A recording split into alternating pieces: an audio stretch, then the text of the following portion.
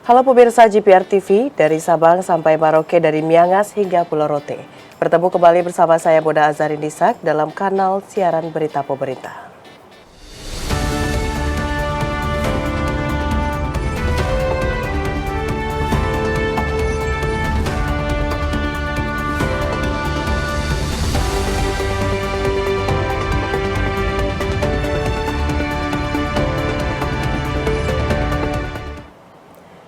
Pemirsa Asosiasi Pengusaha Indonesia atau APindo bertemu Menteri Koordinator Bidang Perekonomian Airlangga Hartarto membahas kebijakan pengupahan tahun 2025. Kebijakan pengupahan diharapkan mempertimbangkan struktur upah dan skala upah.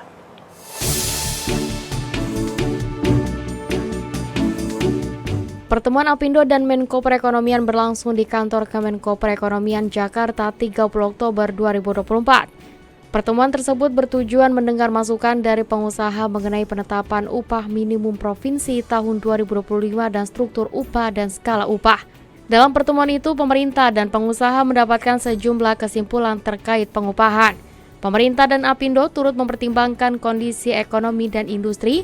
Pasalnya beberapa bulan terakhir industri padat karya seperti otomotif, industri, retail, dan tekstil mengalami penurunan dan PHK. Selain itu, pemerintah dan APindo menyepakati penetapan skema upah mengikuti regulasi yang berlaku dan pengkajian upah pekerja tidak sebatas mengacu pada UMP 2025, namun juga mempertimbangkan struktur upah dan skala upah.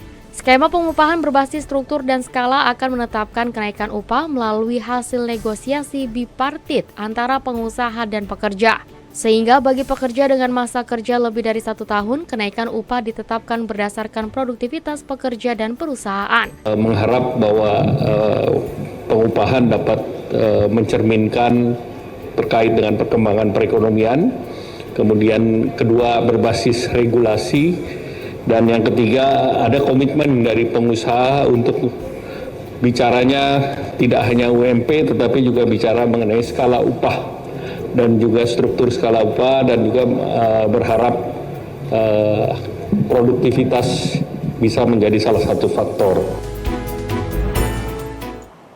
Presiden Prabowo Subianto meminta jajarannya untuk mengkaji ulang pemberian subsidi ke rakyat miskin. Kepala Kantor Komunikasi Kepresidenan Hasan Nasbi menyebut, Presiden memberikan waktu selama 2 minggu ke depan agar seluruh subsidi tersalurkan secara tepat sasaran.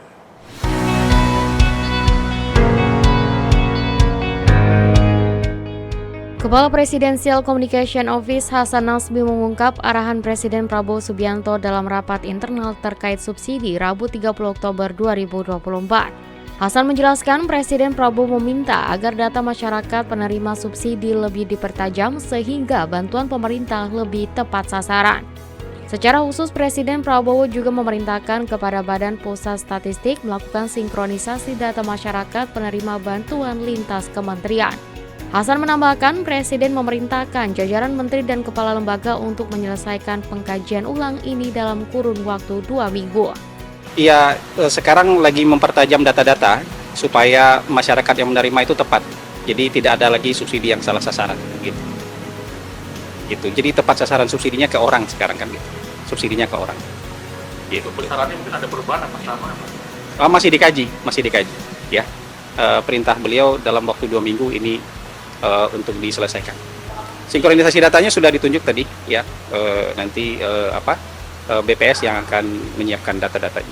Sebelumnya pada pidato perdana 20 Oktober lalu, Presiden Prabowo Subianto bertekad mengubah kebijakan subsidi bahan bakar minyak BBM menjadi subsidi langsung ke penerima tanpa melalui perantara birokrasi.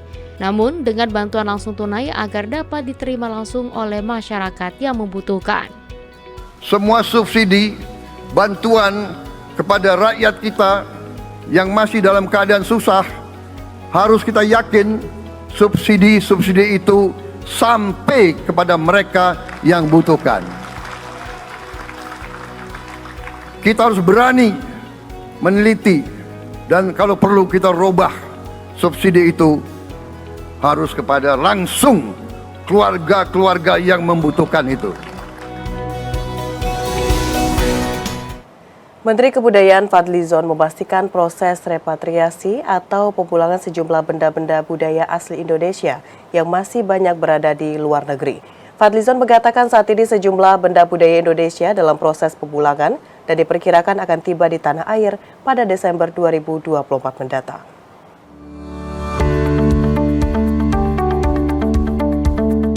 Pemerintah terus berupaya memastikan repatriasi atau pemulangan sejumlah benda-benda budaya asli Indonesia yang masih banyak berada di luar negeri. Menteri Kebudayaan Fadlizon mengatakan barang-barang budaya seperti arca, manuskrip hingga naskah kuno yang sedang diupayakan tersebut saat ini tersebar di banyak negara seperti Belanda, Inggris hingga India. Dalam proses pemulangannya, benda-benda itu diperkirakan akan tiba di Indonesia pada November atau Desember 2024. Sebelumnya, pemerintah Kerajaan Belanda telah memulangkan 288 objek bernilai budaya Indonesia yang berada di Belanda sejak era kolonial ke tanah air, berdasarkan rekomendasi Komite Koleksi Kolonial Belanda. Pemulangan objek budaya tersebut menjadi yang kedua menyusul repatriasi pertama terhadap objek budaya Indonesia dari Sri Lanka pertengahan 2023. Objek-objek budaya yang dipulangkan tersebut terdiri atas 284 objek bersejarah seperti senjata, koin, dan perhiasan terkait Puputan Badung yang diboyong pulang pasukan kolonial Belanda usai menaklukkan Kerajaan Badung dan Tabanan di Pulau Bali pada tahun 1906. Pada bulan November Desember ini saya kira akan berproses dan juga mungkin kita harapkan bisa datang kembali secara terus-menerus. Selain itu juga tidak hanya di Belanda sebenarnya. Di Belanda memang banyak dikonservasikan di Volkenkunde Museum dan Tropen Museum, tapi juga ada di Inggris, walaupun pihak pemerintah Inggris belum mau mengembalikan, dan juga di India ada juga beberapa prasasti penting, Minto Stone, dan juga di negara-negara lain.